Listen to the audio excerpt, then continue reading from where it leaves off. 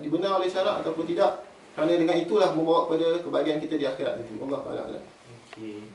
Jadi tapi maksudnya basically tugas merawat pun sebenarnya dah besar dari sudut sisi pandang syarak. Betul. Tugas merawat maksudnya? Maksudnya ialah doktor, kerja doktor untuk merawat ni pun sebenarnya itu pun dah betul. Islamik juga. Kita contoh ayat Quran Allah SWT sebut siapa yang menyelamatkan. Anda tak ingat ayat dia? Siapa yang menyelamatkan seorang nyawa? Ibarat dia menyelamatkan manusia kesemuanya. Maksudnya nilai seorang doktor itu sangatlah tinggi kan. Orang yang merawat inilah, orang yang dapat menyelamatkan nyawa manusia lain di sisi Allah SWT itu sangatlah besar. Itulah. Okey. Terima kasih. Nasib baik Msyid sempat. So kita tak masuk soalan sekarang. Okey.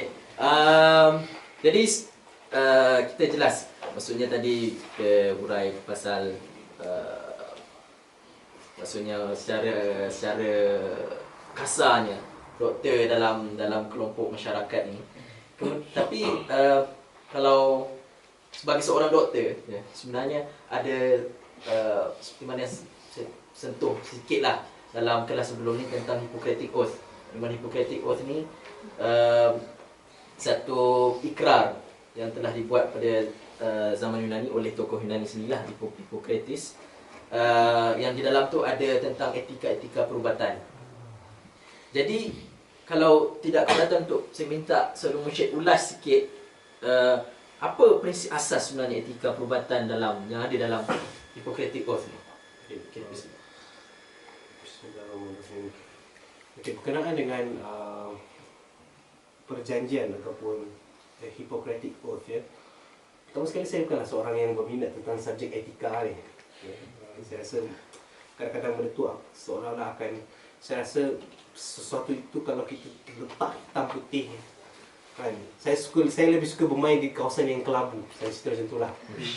Maksudnya kadang-kadang kita lihat benda ni objek subjektif. Maksudnya kita boleh dari segi undang-undang kadang-kadang kita boleh kata apa ban atau kita boleh lari daripada sesuatu itu. Tapi tak apalah, kita tengok secara general ya. Saya tidak akan sebut satu-satu Hippocratic Oath, tapi saya akan ambil apa yang saya rasakan sebagai the gist ataupun isi utama dia. Salah satu daripada oath ni adalah solidarity, iaitu solidarity antara teachers and medical staff. Maksudnya solidarity antara para pengajar dan para murid dan juga para doktor, antara doktor ya. Yang kedua ialah do no harm and do good. Maksudnya kita harus berbuat baik kepada pesakit kita dan kita juga harus tidak berbuat baik kepada pasien kita.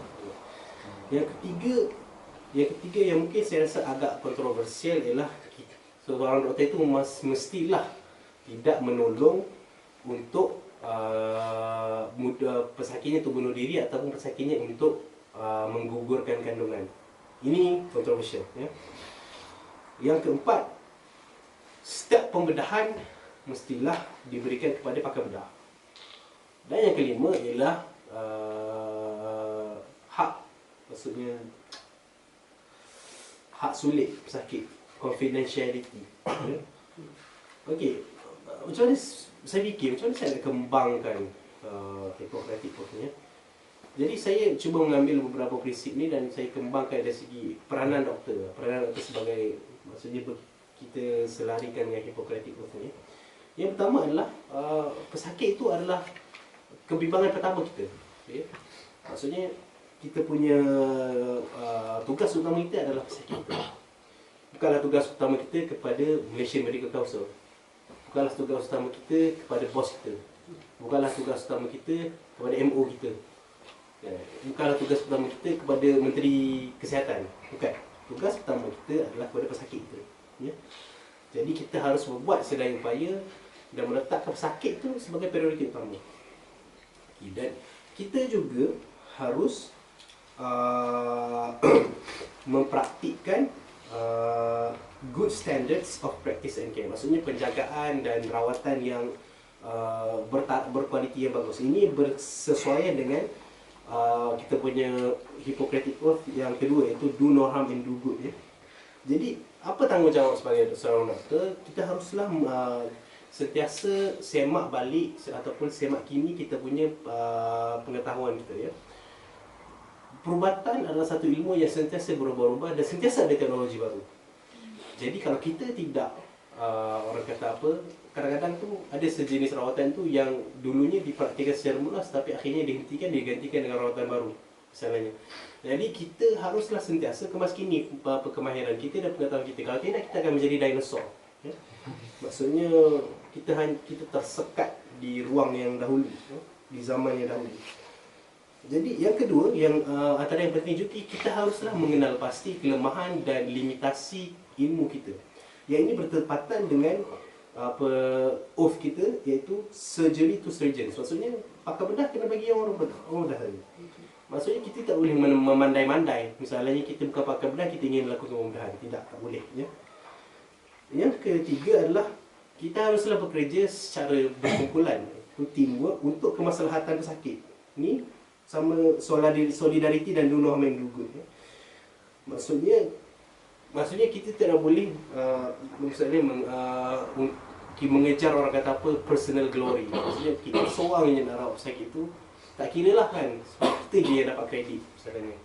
Ini masalah jugalah bila kita jadi doktor untuk mengejar kredit. Maksudnya orang nak bagi kita pujian semua, jadi kita pun buat kerja seorang-seorang. Boleh, ya? Okey. Yang ketiga kita haruslah merawat pesakit kita sebagai seorang individual, iaitu sebagai subjek, dan kita harus menghormati maruah pesakit itu, ya. Apa yang dimaksudkan dengan menghormati maruah dan merawat pesakit itu? Maksudnya kita haruslah sentiasa bersopan dan sentiasa orang kata apa, bertimbang rasa, kan? Misalnya kalaulah pesakit kita tidak mampu membeli satu ubat ni, maka kita sebagai doktor, tanggungjawab kita untuk kita mencari alternatif, mungkin ubat yang mungkin akan bagi efek yang sama tetapi harganya lebih murah. Dan misalnya kalau kita ingin membuat pemeriksaan fizikal, jadi kita harus selalu meminta permisi, dan kita harus kata apa, address patient kita dengan betul lah. Misalnya kalau kita cakap dengan orang yang lebih tua, tidak perlu lah. Kadang-kadang apabila kita terlalu formal pun dia akan menjadi, situasi itu akan menjadi sedikit tegang. Tapi kalau kita terlalu informal juga, kadang-kadang pesakit itu akan melihat ataupun interpret the thing in the wrong way. Maksudnya kita akan salah anggap, maksudnya dia ni macam kurang beradab lah. Okey, yang ketiga adalah maksudnya selain daripada itu, apa yang berkaitan dengan maruah ini adalah confidentiality. Okey. Sekarang ada satu soalan. Adakah kita harus berpegang kepada confidentiality ini setiap masa, ataupun ada situasi-situasi yang di mana kita boleh pecah amanah ini? Maksudnya kita boleh breach confidentiality. Kira soalan ni tuju kat panel mana pula? Soalan ni ada tuju kepada ni, yang bagi soalan perubatan fik. Contoh cuba saya boleh bagi contoh.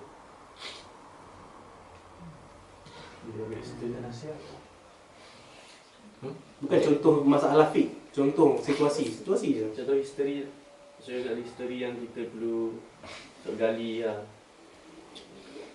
Maksudnya kalau kita Dia mungkin kalau doktor tak apa, doktor tu. Tapi maksudnya apa? Maksudnya apa? Maksudnya doktor boleh pecah kepada orang lain. Pada orang lain, pihak ketiga lah. Pihak ketiga. boleh ke tak? Tak, bukan. Ada situasi-situasi yang mana kita boleh pecah amanah atau pecah confidentiality tu. Maksudnya kita bagi pihak ketiga. Biasa confidentiality dia antara doktor dan pesakit. Dan apabila ada pihak ketiga masuk, maka kita harus kawal maklumat ni. Tetapi bukan sepanjang masa. Apa contoh yang kita boleh pecah? Jadi macam nak mati. Boleh?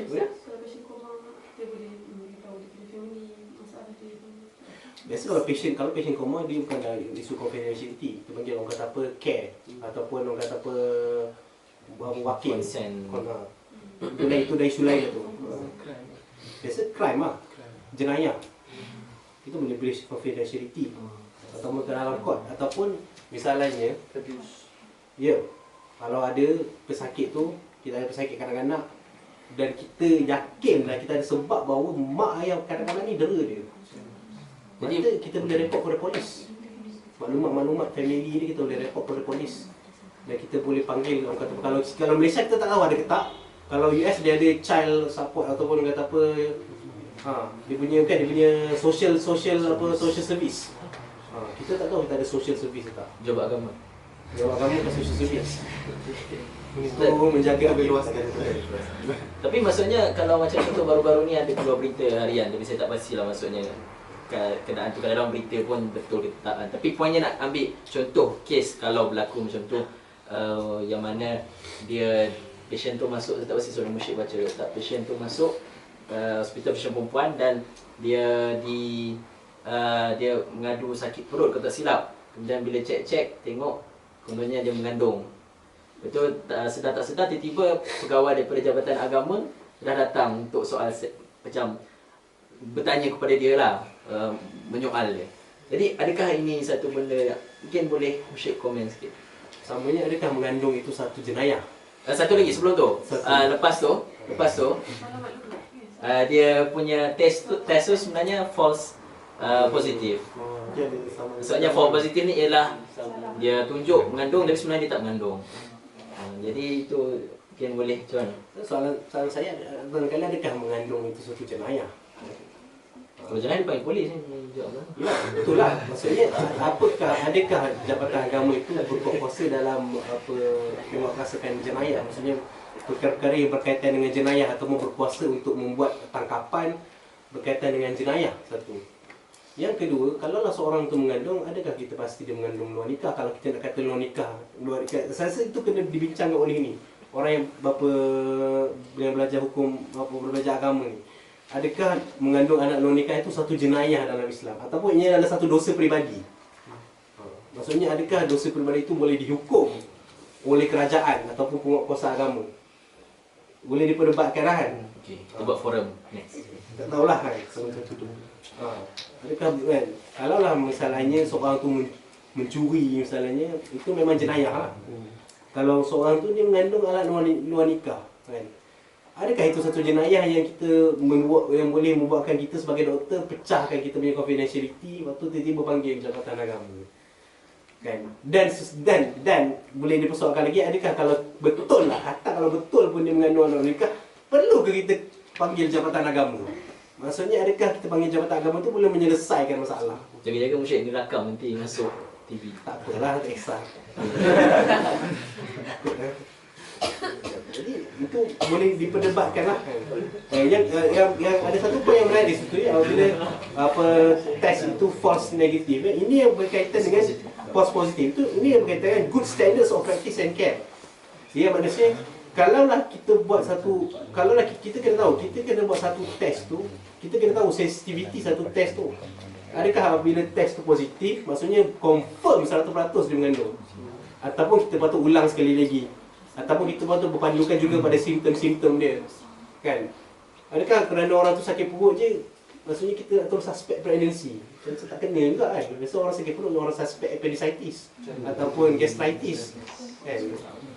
Tengok macam mana. Jadi kita kena tengok simptom dia dulu, kita tengok dia punya history dia, lepas tu kita pilih investigation apa, dan kita juga kena tahu investigation tu spesifik ke tak ataupun sensitif atau tidak. Ini berkaitan dengan good standard of practice and care lah. Okey, soalan lagi, adakah saudara-saudara itu kita boleh consider sebagai relatif ataupun tidak? Sepupu, pak saudara, mak saudara. Jawapannya apa dalam soalan? Dalam soalan confidentiality. Boleh tak beritahu? Jawapannya adalah tidak. Hanya suami, isteri ataupun anak-anak sahaja, yang terdekat sahaja. Waris lah. Waris dekat. Yang kemudian ni adalah doktor yang keempat ya, doktor harusnya membuatkan satu yang dinamakan partnership with the patient. Maksudnya perbincangan tu haruslah dua hala berkaitan dengan rawatan antara doktor dengan pesakit ya. Sebab setiap pesakit ni mereka ada kebimbangan mereka dan mereka ada preferences mereka, iaitu pilihan mereka. Katakanlah seorang doktor tu, seorang wanita tu ingin dirawat dengan pesakit wanita, doktor wanita misalnya. Ini kontroversi ya. Apa yang saya akan buat? Kalau saya berdebat dulu dengan dia. Saya kata kenapa tak boleh doktor lelaki kan? Ada orang lain dia terus give up. Tapi kalau tidak maaf, bagilah teman ataupun tunggulah.